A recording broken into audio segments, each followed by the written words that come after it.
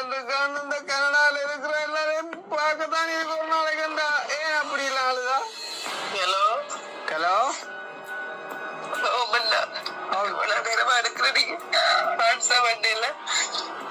சொல்லுங்கக்கா.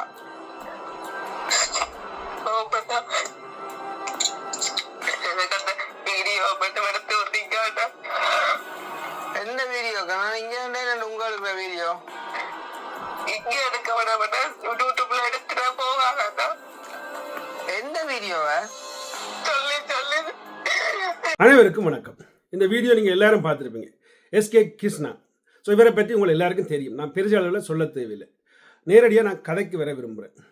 அதாவது இவர் நல்லவரா கெட்டவரா அடுத்த கட்டம். ஆனால் அவற்றை பயணம் நல்ல விடயங்கள் நான் சிலதை பார்த்துருக்கேன், கெட்ட விடயங்கள் நான் பார்க்கல. அதனால் பெருசாக அவரை நான் சொல்ல விரும்பவும் இல்லை.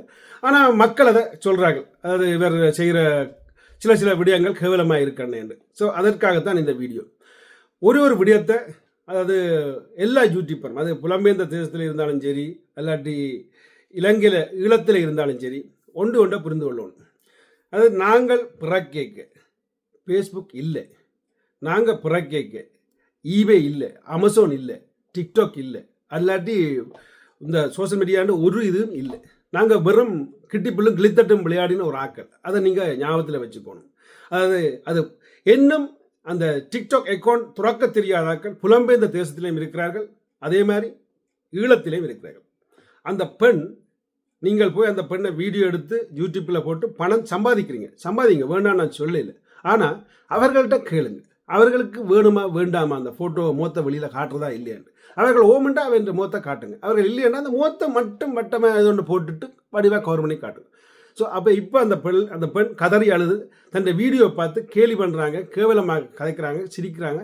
அந்த வீடியோ நீ அழிக்கலாதா அண்ணா? அதாவது அந்த பெண்ணுக்கு தெரியலை அந்த வீடியோ அழிக்கலாம்ன்ற விடியம் கூட தெரியலை. உண்மை, அதுதான் உண்மை.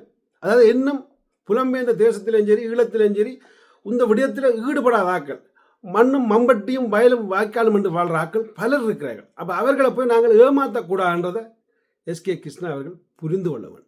அதாவது தயவு செய்து அவர்கள் இந்த முகத்தை போடும் பொழுது நியாயப்படுத்தி போடுறா, அதை வட்டமாக இதன் போட்டு மூடி போட்டு அவர்களுக்கு உதவியை செய்யும். நன்றி, வணக்கம். முடிஞ்சளவு இந்த வீடியோ ஷேர் பண்ணுங்க. தயவு செய்து கடைசி வரை புரிஞ்சு கொள்ளுங்க. புலம்பெயர்ந்த தேசத்திலும் இருக்கிறார்கள் இன்னும் டிக்டாக் அக்கௌண்ட் துறக்க தெரியாதவர்கள், அதே மாதிரி ஈழத்திலும் இன்னும் டிக்டாக் கொண்டா என்னோட தெரியாது, இல்லாட்டி யூடியூப் கொண்டா என்னோட தெரியாமல் இருக்கிறார்கள். ஆனால் அப்படியான ஆக்கள் பலர் இருக்கிறார்கள். அவர்களை நாங்கள் ஏமாற்றப்படாது. ப்ளீஸ்.